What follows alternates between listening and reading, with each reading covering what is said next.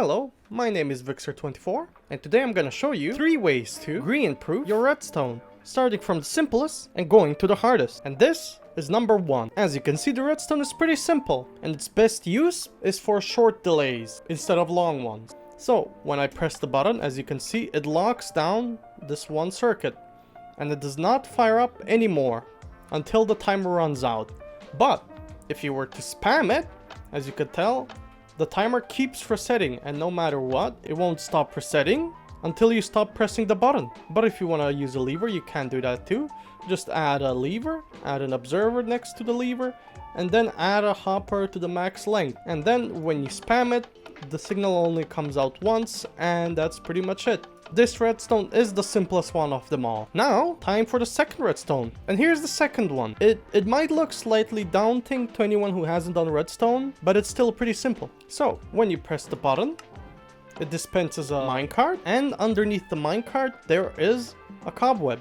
And using the cobweb, you slow down the descent of the minecart, and when it reaches the bottom, it will go down here, hitting this cactus, which will break it, and the hopper will grab it and pull it up. And here's the demonstration right here.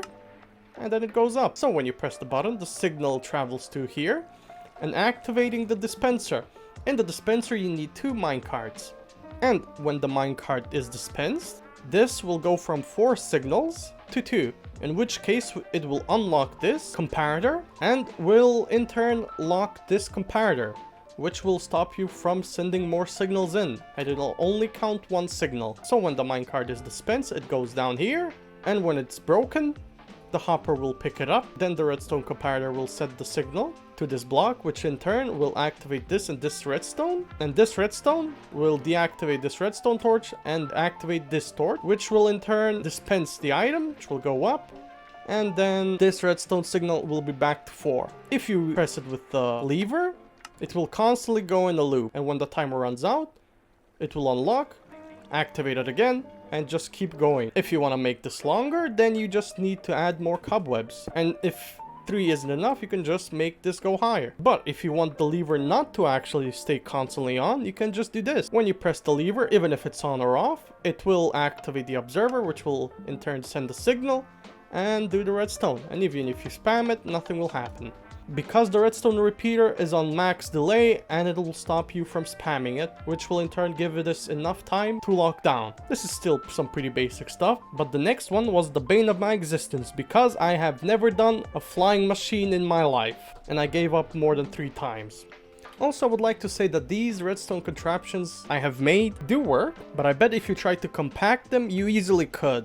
I did not do this because I just wanted to give you guys ideas on how you can Grian-proof your redstone. Now then, for the final one, the flying Grian-proof machine. So, when you go here and you press the button, it locks down, so no matter how long you press it, it will not go until this moves forward. Honestly, I'm very proud of this one. So, now I will try my best to explain this.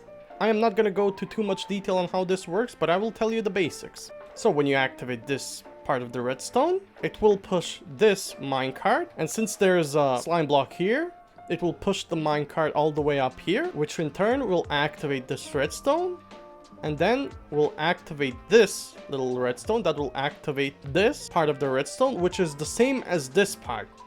So it's pretty much just the loop at this point. That's why you can copy and paste this as many times as you want and make the timer go longer and longer with each time you copy it. And when this is done, when the piston retracts, this activates and pushes it forward. So this is the same as the last one. And then we have this end, which will go down, and it'll just move all the blocks forward until it reaches this, the locking mechanism. This is the block that will move forward, activate it, and push it 1 block forward, which allows you to start all over again. So I'm gonna activate it, and you guys can see how it works again.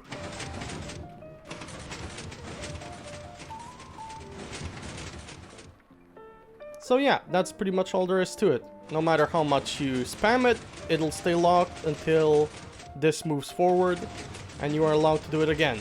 But you can just use this part of the machine, add a note block here, add a slime block here, and you can just manually press it to unlock the next one. That is the manual way of doing it. Now I'm sure that there is someone out there that loves flying machines and can use this idea to compact it even more. But like I said, this is my first actual flying machine that I made and that actually works. So yeah. Also, I would like to clarify that I didn't watch any tutorials on making this, and I just usually, when I make redstone, I just do it on the spot and see what works and what doesn't. Because if I watch videos on how to make them, for me that takes the fun out of it. Thank you to everyone who watched the video to the very end. Hopefully you liked it. If you have any feedback on the video, please comment down below, like and subscribe, and see you in the next video. Bye bye. Here's a little bit behind the scenes. This is pretty much just me tinkering around and seeing what works and what doesn't.